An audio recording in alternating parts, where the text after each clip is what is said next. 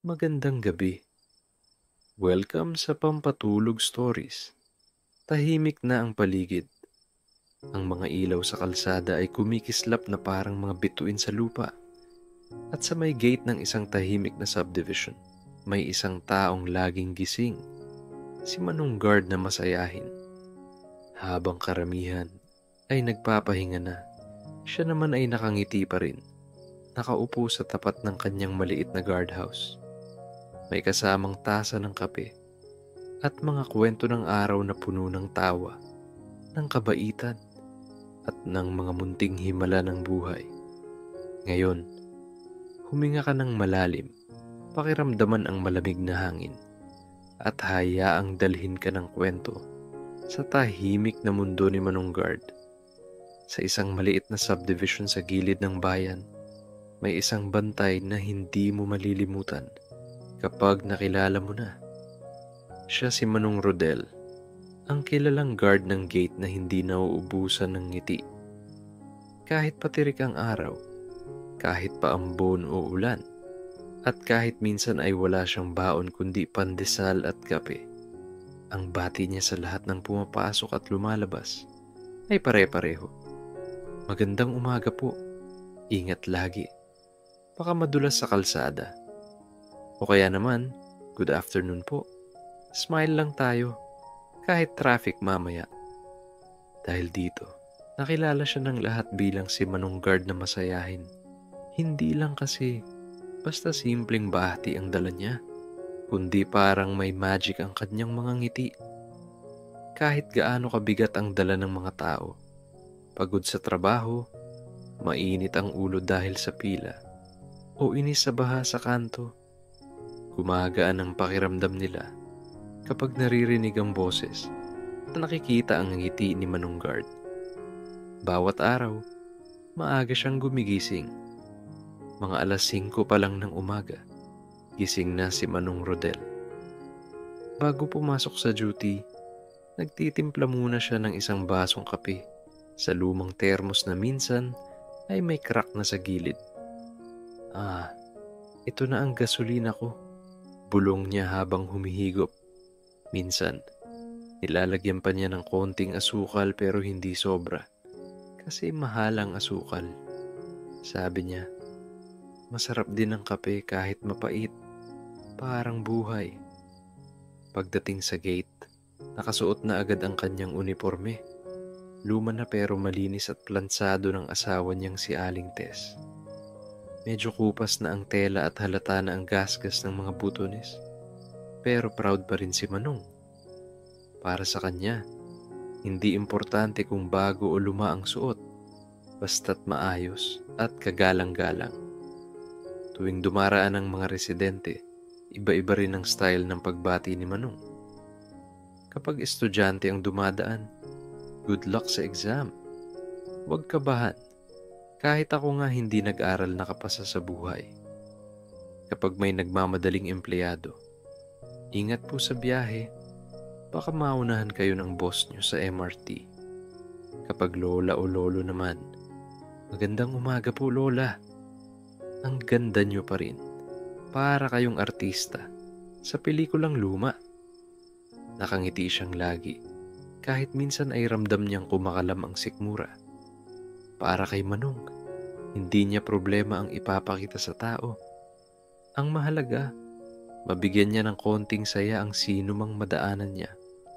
Pero sa kabila ng saya, may tinatago si Manong. Hindi alam ng karamihan na may sakit ang asawa niyang si Aling Tess. Matagal nang inuubot nilalagnat at kailangan ng gamot na medyo mahal. May anak din silang nasa high school na nangangarap maging guro. Dahil maliit lang ang sahod bilang guard, madalas ay nagtitipid sila. Minsan, ang ulam nila ay tuyo at kanin lang. Kapag may espesyal na araw, nilalagyan ng isang pirasong kamatis para may kulay. Pero kahit ganoon, masaya pa rin silang pamilya. Huwag kang mag-alala, Tess, wika ni Manong. Basta't humihinga tayo at buo ang pamilya, panalo na tayo. May mga pagkakataon ding nakakatawa ang mga eksena sa gate. Isang beses, may batang nagbisikleta na muntik nang sumalpok sa poste. Agad na tumakbo si Manong at sabi niya, "Ayos lang, hindi kita ipapadampot sa MMDA." May isa namang aso ng kapitbahay na lagi niyang binabati, "Good morning, Brownie. Huwag mo kong kagatin. Hindi ako hotdog." Dahil dito, lalo siyang napamahal sa mga tao. Hindi lang siya simpleng guard, kundi parang kuya, tatay, at minsan ay komedyante ng subdivision. Sa unang tingin, parang simpleng tao lang si Manong Rodel. Pero kung titignan mo ng mas malalim, mapapansin mong may kakaiba sa kanya. Natutunan niya kung paano ngumiti kahit may problema. Natutunan niyang gawing magaan ang mabigat na sitwasyon. At higit sa lahat, natutunan niyang ang simpleng kabaitan ay may kapalit na hindi mo inaasahan. Habang patuloy na nagiging paborito si Manong Rodel sa mga residente ng subdivision, may mga bagay na hindi nila alam tungkol sa kanya. Sa likod ng mga ngiti at biro, may isang tahimik na kwento ng sakripisyo at pagtitiis na halos walang nakakakita. Si Manong Rodel ay may asawa, si Aling Tess, nakilala sa pagiging maasikaso at laging nakasuporta sa kanya. Sa kanilang maliit na bahay na gawa sa kahoy at yero, araw-araw ay maagang gumigising si Aling Tess para ipagluto si Rodel ng almusal.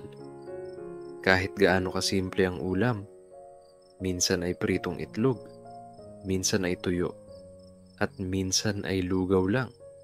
Lagi pa ring may kasamang pagmamahal.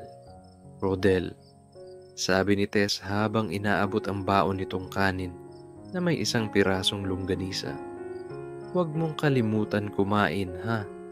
Kahit isa lang iyan, basta't may laman ang tiyan mo." Ngumiti lang si Manong at sagot niya, "Ay naku Tess, sanay na ako. Kahit tubig at kanin lang, basta ikaw ang nagluto, busog na ako." Mayroon din silang anak na si Nina, isang masipag na estudyante sa high school. Pangarap niyang maging guro balang araw. Kahit hirap sa buhay, hindi niya pinapabayaan ang pag-aaral. Si Nina ay palaging excited na ikwento sa tatay niya ang mga nangyari sa eskwela. "Pa, nanalo ako sa quiz bee kanina," sabi niya minsan. Tuwang-tuwa. "Oo ba? Aba, baka ikaw na ang magturo sa akin kung paano sagutin yung tanong sa radyo. Basta ikaw, lagi kang panalo sa puso ko." Napahalakak si Nina. At sa sandaling iyon, nakalimutan ni Manong Rodel ang bigat ng kanyang mga iniisip. Pero sa likod ng mga masayang usapan, may pinapasan silang problema. Si Aling Tess ay madalas na nilalagnat at inuubo. Sabi ng doktor, kailangan ng mas masusing gamutan at regular na check-up. Ngunit dahil maliit lang ang sahod ni Manong, madalas ay hindi nila nabibili ang lahat ng gamot.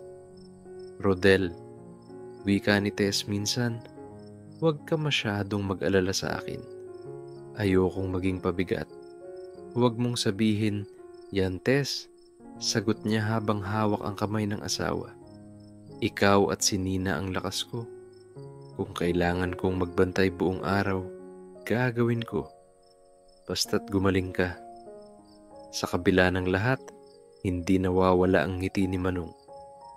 Para sa kanya, hindi kailangang ipakita sa iba ang bigat ng problema. Mas pipiliin niyang magpatawa at magbigay ng saya kaysa magdagdag pa ng lungkot sa iba. Ang mga residente ng subdivision ay sanay na sa presensya ni Manong. May ilan na sadyang dumadaan sa gate kahit hindi naman sila lalabas para lang makipag-usap o makakuha ng kaunting tawa mula sa kanya. Si Mang Cardo, ang matandang mahilig mag-jogging, palaging inaasar si Manong. "Rodel, sigurado ka bang guard ka? Baka comedian ka na nawala lang sa ABS-CBN." Sagot naman ni Manong, "Naku Mang Cardo, kung sa TV ako napunta, Baka nabanda ko kasi puro adlib ko mali.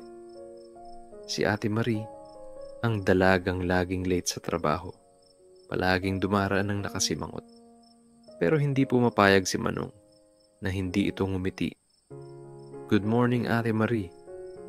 Smile naman dyan. Baka isipin ng boss mo ikaw ang bagyo. Napapailing na lang si Ate Marie. Pero sa huli, napapangiti rin siya. At syempre, ang mga bata, palaging kumakaway kay Manong. Manong guard, Manong guard, tingnan niyo bike ko. Oo, ang ganda naman. Ingat lang at baka biglang lumipad yan at iwanan ka. Hindi lang basta pagbati ang ginagawa ni Manong. Minsan, kapag may naiwan na barya o gamit sa kalsada, siya ang kumukuha at ibinabalik. Kapag may naiwan na bintana na bukas sa isang bahay, siya ang kumakatok para paalalahanan. May isang beses pa nga na nagkakaproblema ang isang nanay dahil biglang nagwala ang anak sa gate. At si Manong, gamit ang kanyang pagiging palabiro, napatahan ng bata sa pamamagitan ng panggagaya ng cartoon character. Hi kids! Ako si SpongeBob. Sabay tawa ng bata. Kahit pawis na pawis si Manong, hindi niya iniinda basta't makita lang na gumaan ang pakiramdam ng iba. Sa simpleng buhay ni Manong, makikita mong hindi kailangan ng malaking bagay para maging bayani. Minsan, sapat na ang isang ngiti. Sapat na ang isang biro. Sapat na ang malasakit sa maliliit na bagay. At higit sa lahat, natutunan ni Manong na ang kasiyahan ay hindi galing sa pera o luho, kundi sa pagiging totoo at mabuti sa kapwa. Madalas sinasabi ng mga residente, ang saya talagang makasalubong si Manong Rodel. Kahit anong lungkot mo, parang nababawasan kapag narinig mo siyang bumati. Pero isang araw, may nangyari na susubok sa kanyang pagiging masayahin. Isang insidenteng hindi niya inaasahan. Isang hapon, habang mainit ang sikat ng araw at abala ang mga tao sa kani-kanilang gawain, may isang nanay na biglang sumigaw sa loob ng subdivision. Si Junjun! Si Junjun nawawala! Agad na lumabas ang mga kapitbahay at nagtanong kung ano ang nangyari. Ayon sa nanay, si Junjun, ang kanyang 7 taong gulang na anak, ay naglalaro sa harap ng bahay. Paglingon niya, wala na ang bata. Nagpanik ang mga tao. Ang ilan ay nagsimulang maghanap sa paligid. Ang iba naman ay tumawag ng tulong. Pero bago pa lumala ang sitwasyon, narinig nila ang boses ni Manong Rodel. Kalma lang po tayo. Walang mangyayaring masama kay Junjun. Hahanapin natin agad. Kahit simpleng guard lang siya, alam ni Rodel kung paano kumilos sa mga ganitong sitwasyon. Pinakalma muna niya ang nanay ni Junjun. Nay, huminga po muna kayo. Baka nasa malapit lang yan at nagtatago. Pagkatapos, tinawag niya ang mga batang naglalaro sa kalye. Mga bata, nakita niyo ba si Junjun? Saan siya huling tumakbo? Isa sa mga bata ang sumagot. Manong, papunta po siya kanina sa may bakanting lote. Naghabol ng saranggola. Hindi na nag-aksaya ng oras si Manong. Tumakbo siya agad papunta roon. Sa kabila ng kanyang edad at hindi na bata ang tuhod, mabilis pa rin ang kilos niya. Parang kabataang may lakas ng 3. Pagdating sa bakanting lote, naarinig niya ang mahinang iyak mula sa gilid ng mga damo. Ay naku, mukhang dito siya. At ayun nga, nakita niya si Junjun na nakaluhod, umiiyak dahil natinik ang paa sa mga damo. Hawak-hawak pa rin nito ang saranggola na halos punit-punit na. Jun, nandito ka lang pala. Aba, muntik mo na kong pasikatin dito sa subdivision ah. Biro ni Manong, sabay lapit sa bata. Manong, natakot ako. Bulong ng bata, nanginginig. Agad niyang binuhat ang bata at nilakad pabalik sa gate. Kahit pawis na pawis, hindi niya pinapansin. Wala yan, Jun. Ang mahalaga, safe ka. Pero next time ha, huwag ka munang magsaranggola sa kagubatan. Baka isipin mo ikaw si Peter Pan. Napatawa ng bahagya si Junjun kahit may luha pa sa pisngi. Pagdating nila sa gate, agad sinalubong ng nanay ang anak. Salamat, salamat, Rodel. Hindi ko alam kung anong gagawin ko kung wala ka. Ngumiti lang si Manong. Trabaho ko po yan. Pero higit pa sa trabaho, pamilya ko rin kayo dito. Nagpalakpakan ng mga residente. Para sa kanila, hindi lang basta guard si Rodel. Isa siyang tagapagligtas. Kinagabihan, nagpasalamat ang nanay ni Junjun sa pamamagitan ng pag-abot ng isang mangkok na may mainit na sopas at ilang pirasong tinapay. Rodel, tanggapin mo na sana. Wala man kaming maibigay na malaki, pero galing ito sa puso namin. Ngumiti siya at sagot, Naku, Nay, sobra na po ito. Pero salamat, siguradong magugustuhan ni Tess at Nina. Pag uwi niya, bit-bit ang sopas, sinalubong siya ni Tess at Nina. Pa, ang bango naman yan. Ano iyan? Tanong ni Nina. Espesyal na sopas galing sa subdivision. Sabay-sabay silang kumain at kahit simpleng hapunan lang yun, parang pista para sa kanila. Habang kumakain, napansin ni Tess ang pawis at pagod ni Rodel. Ang hirap ng araw mo, ano? Medyo. Pero masaya ako kasi nakatulong ako. Alam mo, Tess, parang may magic talaga kapag tumutulong ka. Gumagaan ang katawan mo. Sa pangyayaring ito, naipakita ni Manong Guard na ang pagiging masayahin ay hindi lang nakikita sa salita kundi sa gawa. Ang malasakit sa kapwa ay hindi nasusukat sa laki ng tulong kundi sa sinseridad. Minsan, ang simpleng aksyon ng pagligtas at pagpapatahan ay mas malaki pa kaysa anumang gantimpala. Matapos ang insidente kay Junjun, lalo pang minahal ng mga residente si Manong Rodel. Para sa kanila, hindi lang siya simpleng tagabantay ng gate. Isa siyang kaibigan, kuya, tatay, at minsan ay komedyanteng handang magpatawa kahit pagod na.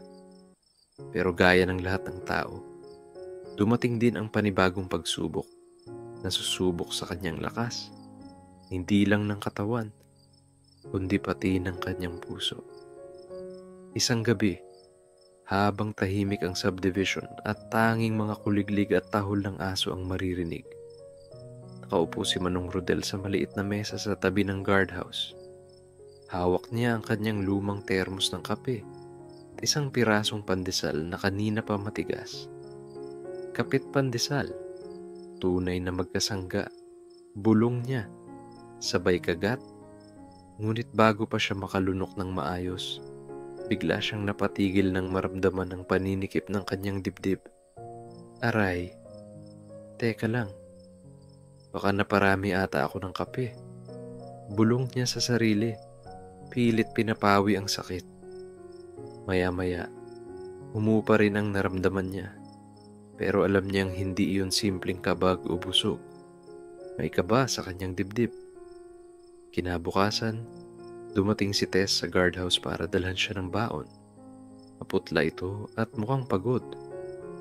Rodel, mahina nitong sabi. Kailangan na daw talaga ng doktor. Lumalala na yung ubo ko. Napasinghap si Rodel. Hindi niya alam kung paano haharapin ang gastos. Pero ngumiti pa rin siya. Huwag kang mag-alala, Tess. Baka may paraan. Magtatanong-tanong ako kung may libreng check-up sa health center. Nakita ito ng ilang residente. Nakiramdam sila at nagsimulang magtanong. Rodel, mukhang pagod ka na . Ayos ka lang ba? Ngumiti lang siya at sagot. Ayos lang po. Mas matibay pa ako kaysa sa gate na ito. Habang lumilipas ang mga araw, napansin ng mga tao na kahit masaya pa rin si Manong Rodel, mas madalas na siyang napapahawak sa dibdib at mabilis mapagod. Hindi niya sinasabi sa iba, pero ramdam ng ilan na may kakaiba. Isang tanghali, dumaan si Ate Marie, yung laging late sa trabaho, at nakita niyang nakatulala si Manong. "Manong, ayos ka lang? Para kang nawala sa sarili ah." Sagot niya. "Ha? Ayos lang. Nag-iisip lang kung paano ako magiging gwapo bukas." Napailing si Ate Marie pero halata sa mata niya na nag-aalala. Sa kabila ng lahat, hindi pa rin nawawala ang kowela ni Manong. Kapag may nagrereklamo tungkol sa traffic, "Naku, huwag kayong magreklamo. Ang traffic parang pag-ibig. Kahit gaano katagal, may ending din." Kapag may nagbabayad ng association dues na masakit sa bulsa, "Ayos lang po. Isipin nyo na lang na ito'y donasyon para sa beauty contest ng barangay." Kahit may dinadala, nagagawa pa rin niyang magpatawa. Isang gabi, habang kumakain sila ng hapunan, tuyo, kamatis, at kanin lang, napansin ni Nina ang tatay niya. "Pa, bakit lagi kang hinihingal? Nakita ka po ni Ma'am kanina. Parang hinihika ka." Ngumiti si Manong at sagot, "Wala yun anak. Siguro sa kakangiti ko lang." Ngunit hindi siya kumbinsido. Yumakap si Nina sa kanyang ama at bulong, "Pa, kahit mahirap lang tayo, importante sa akin na malakas ka. Kasi ikaw ang inspirasyon ko." Napangiti si Rodel, ngunit sa loob-loob niya, may takot siyang hindi niya masabi. Dito makikita na kahit ang mga taong masayahin ay may tinatago ring bigat. Minsan, sila yung may pinakamalalim na sugat na hindi nakikita. Pero kahit ganoon, pinipili pa rin nilang maging liwanag para sa iba. Katulad ni Manong, sa kabila ng problema sa pamilya at kalusugan, hindi niya hinahayaan na mawala ang kanyang ngiti. Minsan, ang ngiti at kabutihan na ibinibigay mo sa mundo ay parang binhi. Hindi mo alam kung kailan tutubo, pero sa oras na kailangan mo, bigla na lang siyang sisibol at magdadala ng bunga. At iyan mismo ang nangyari kay Manong Rodel. Napansin ng mga residente na iba na ang sigla ni Manong. Oo, nakangiti pa rin siya at laging may biro, pero ramdam nila ang pagod sa kanyang mga mata. Si Mang Cardo, ang matandang mahilig mag-jogging, ang unang nagsabi, "Mga kapitbahay, hindi na normal yung nakikita ko kay Rodel. Dati, kahit sabay pa kaming tatakbo, nauuna pa siya. Ngayon, konting lakad lang, hinihingal na." Sumang-ayon si Ate Marie na minsan nahuli si Manong na nakahawak sa dibdib. Hindi siya nagsasabi, pero may sakit na siya at ayaw niyang maging pabigat. Dito nagsimula ang lihim na plano ng mga residente, ang pagtutulungan para kay Manong Rodel. Isang gabi, nagtipon-tipon ang mga residente sa clubhouse. "Mga kapitbahay," sabi ng nanay ni Junjun, yung batang niligtas ni Manong, "hindi pwedeng pabayaan si Rodel. Lagi siyang nandyan para sa atin. Panahon na para tayo naman ng tumulong." Nagtaas ng kamay si Mang Cardo. "Ako, magbibigay ako ng pang-check-up. Kahit maliit lang, malaking tulong na." "Ako naman," sabi ni Ate Marie, "kakausapin ko yung doktor na kakilala ko. Baka makuha natin ng mas mura ang gamutan." Ako, sabat ng isa pang residente, magbibigay ng groceries para hindi na sila mag-alala sa ulam. Nagpalakpakan sila at doon nagsimula ang lihim na proyekto, Operation Smile Back for Manong Guard. Isang Sabado ng umaga, dumating si Manong Rodel sa gate. Gaya ng nakasanayan, dala niya ang kanyang termos ng kape at luma niyang baon. Ngumiti siya sa mga dumadaan. "Good morning po. Ingat po sa paglabas. Baka maligaw kayo at mapunta sa ibang barangay." Pero laking gulat niya nang may dumating na van at lumapit ang mga residente. May dalang groceries, gamot, at sobre na may laman. "Rodel," sabi ng nanay ni Junjun, "oras na para kami naman ang magpasalamat sa iyo." Napakamot siya ng ulo. "Ha? Pasalamat? Para saan po?" sagot ni Mang Cardo. "Para sa lahat ng araw na pinaligaya mo kami, kahit pagod ka. Para sa bawat ngiti at biro na nagpagaan ng araw namin. Para sa pagiging tunay na kaibigan." Hindi napigilan ni Manong Rodel ang mapaluha. Ay naku, baka isipin ng mga tao umiiyak akong guard dito. Pero, salamat po. Hindi ko akalaing ganito niyo ako pahalagahan. Lumapit si Nina at niyakap ang kanyang tatay. "Pa, sabi ko sa iyo, hindi ka nag-iisa. Si Tess naman, bagaman mahina, ay nakangiti habang pinipisil ang kamay ng asawa." "Rodel, tingnan mo.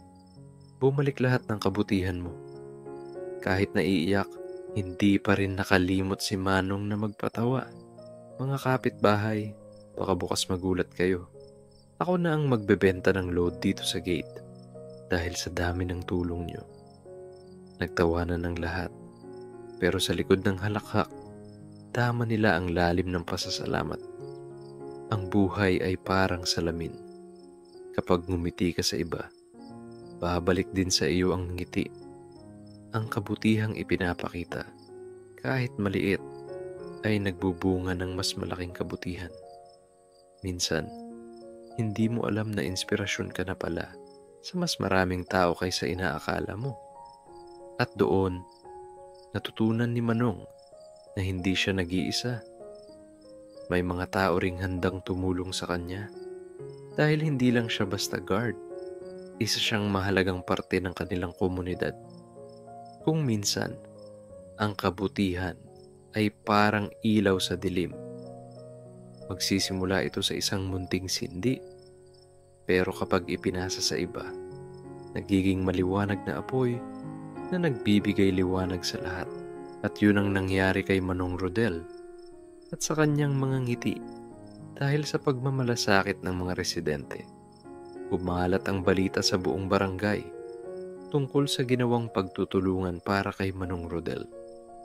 Alam nyo ba, yung guard sa subdivision, tinulungan ng lahat ng residente kasi lagi siyang masayahin, sabi ng isang tindera sa palengke. Kahit hirap, hindi niya ipinapakita. Ang bait daw talaga, dagdag ng isa. Dumating ang mga estudyanteng minsan niyang tinulungan tawirin ang daan. Dinala nila ang kanilang baon at ilang barya para makiambag. "Kuya Rodel, ito lang po ang meron kami, pero gusto naming makatulong." Maging ang barangay captain ay napansin ang kabutihang naidulot ni Manong. "Rodel, hindi ka lang guard dito. Isa kang inspirasyon. Ang ngiti mo ay nagturo sa amin na kahit maliit ang trabaho, may malaking halaga kapag galing sa puso." Pinuri siya ng lahat, pero gaya ng dati, simpleng tugon lang ang sagot ni Manong. Ay nako, baka magalit si Mrs. kung masyado akong pinupuri. Baka isipin niya artista na ako at may fans club na dito sa kanto. Nagtawanan ang mga tao at lalong gumaan ang pakiramdam ng lahat. Sa kabila ng saya, may kaba pa rin sa puso ni Nina. "Pa, sana gumaling ka agad. Gusto ko pa pong makita kang nakikipagkulitan sa mga bata dito." Ngumiti si Manong at hinaplos ang ulo ng anak. "Anak, basta tandaan mo, kahit anong mangyari, huwag mong kalilimutan ang halaga ng ngiti. Iyan ang sandata laban sa hirap ng buhay." Si Tess naman ay mahigpit na humawak sa kamay ng asawa. "Rodel, ikaw ang ilaw ng pamilya natin. Hindi ko man kayang ibalik lahat ng kasipagan at sakripisyo mo. Pero ipapangako ko, lagi kitang sasamahan hanggang huli." Dahil sa kwento ni Manong Rodel, nagkaroon ng pagbabago ang buong barangay. May mga nag-volunteer na maglinis ng paligid kahit hindi utos. Ang mga kabataan, mas natutong gumalang at magpasalamat sa mga simpleng manggagawa. Ang mga residente, mas naging malapit sa isa't isa, parang isang malaking pamilya. At sa bawat paglalakad ni Manong sa kalsada, hindi lang siya basta guard na bumabati, isa na siyang simbolo ng pagkakaisa at pag-asa. Isang gabi, habang nagbabantay, tumingala si Manong sa bituin. Panginoon, buluong niya, hindi ko hiniling na maging mayaman.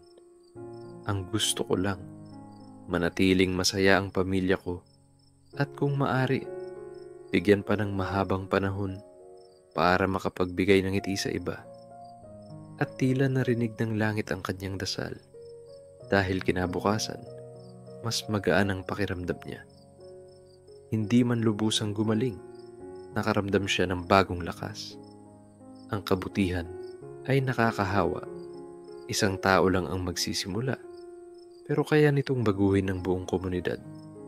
Ang ngiti, gaano man kaliit, ay may kapangyarihang magbigay inspirasyon at magligtas ng damdamin ng iba. Hindi kailangang maging mayaman para makatulong. Sapat na ang pusong marunong magmahal. Sa bawat kwento ng kabutihan, may dumarating ding pagsubok na sumusukat kung hanggang saan ang tatag ng isang tao. At sa pagkakataong ito, dumating ang isang hamon na mas mabigat kaysa sa dati, isang pagsubok para kay Manong Rodel at sa kanyang pamilya. Isang hapon, habang naka-duty si Manong Rodel sa gate, bigla siyang nahilo. Ay teka, parang umiikot ang paligid. Bulong niya sa sarili. Nakaupo siya sa maliit na silya. Hawak ang kanyang dibdib. May ilang residente ang agad lumapit. Manong, ayos ka lang ba? Sandali, tawag tayo ng tricycle. Dalhin siya sa health center. Kahit nahihilo, ngumiti pa rin si Manong.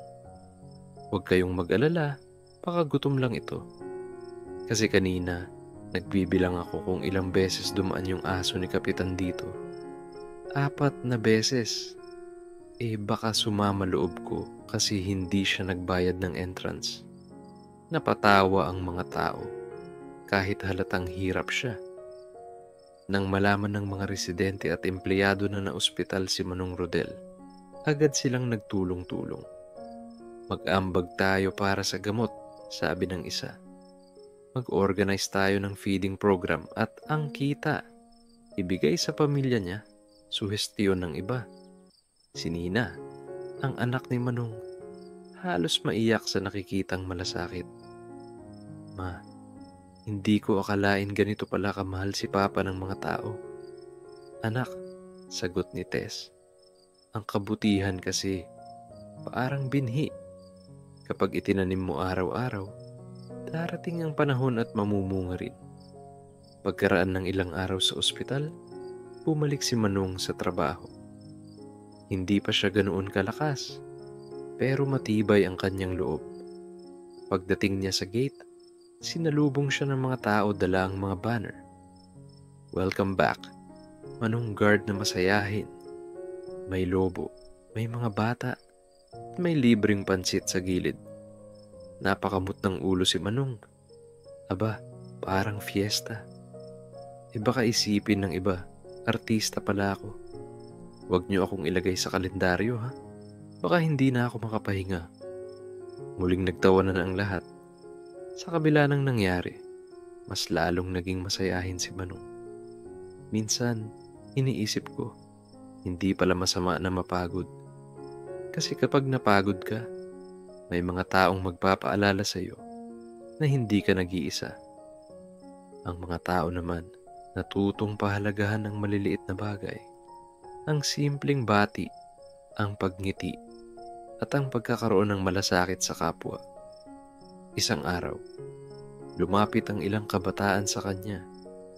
Manong, gusto naming maging katulad mo. Laging masaya at palaging may positibong pananaw.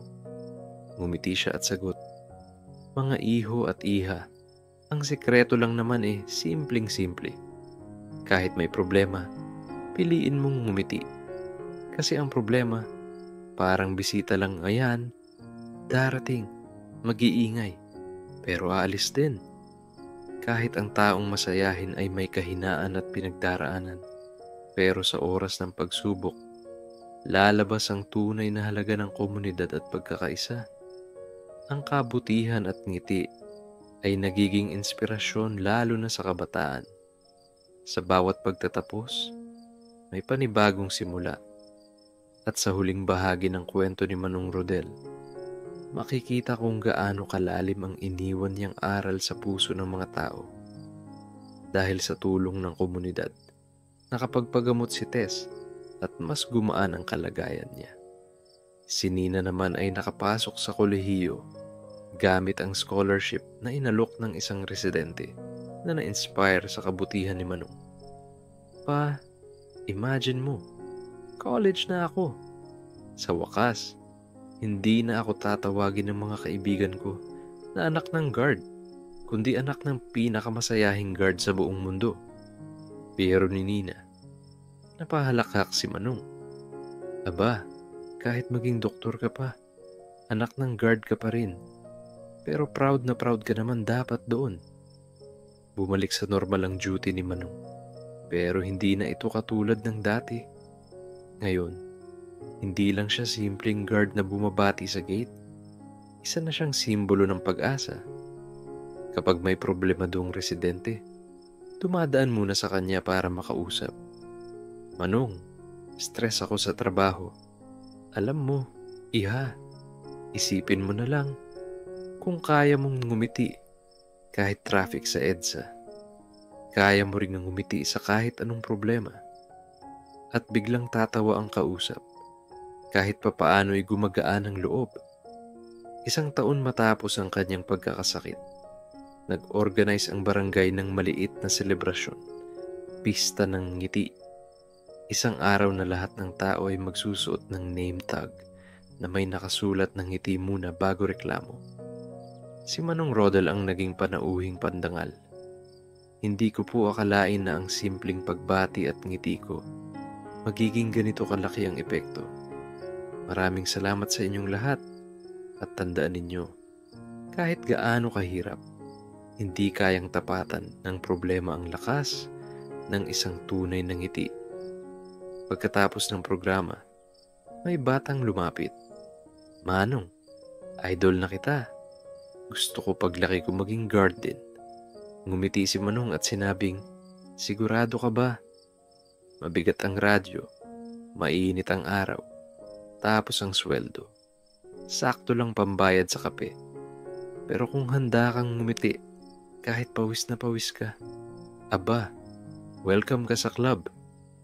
Nagkatawanan ang mga tao at mas lalong gumaan ang atmosphere. Ang kwento ni Manong Rodel ay nagpapaalala na ang tunay na kayamanan ay hindi pera, kundi kabutihan at malasakit sa kapwa. Ang ngiti ay simpleng kilos, pero may kakayahang baguhin ang araw at pananaw ng tao. Sa gitna ng lahat ng pagsubok, piliin pa rin ang maging masaya at magbigay ng saya sa iba. Kinagabihan, habang nakaupo si Manong sa kanyang maliit na upuan sa tabi ng gate, tinanaw niya ang kalangitan. Salamat Panginoon, bulong niya. Hindi ko man naibigay lahat sa aking pamilya at sa iba, pero sana'y nakapag-iwan ako ng konting ngiti na magtatagal kahit wala na ako. At sa katahimikan ng gabi, ang ngiti ni Manong Rodel ay naging ilaw na gumabay, hindi lang sa kanyang pamilya, kundi sa buong komunidad. Maging masayahin at positibo, dahil hindi mo alam kung gaano kalaking tulong ang naidudulot nito sa iba. Ang kabutihan ay bumabalik, minsan higit pa sa inaakala natin. Higit sa lahat, huwag kalimutan na kahit maliit ang papel mo sa lipunan, may kakayahan kang maging inspirasyon. Ngayon ay natapos na ang ating kwento. Si Manong Guard na masayahin ay nagpapaalala sa atin na ang simpleng ngiti ay kayamanang walang kapantay. Dalhin mo ang aral na ito sa iyong puso. na kahit anong hirap ng buhay, may dahilan pa rin para ngumiti. Kaya't ipikit mo na ang iyong mga mata, hayaang dumampi ang katahimikan at mahimbing na matulog. Hanggang sa muli, magandang gabi.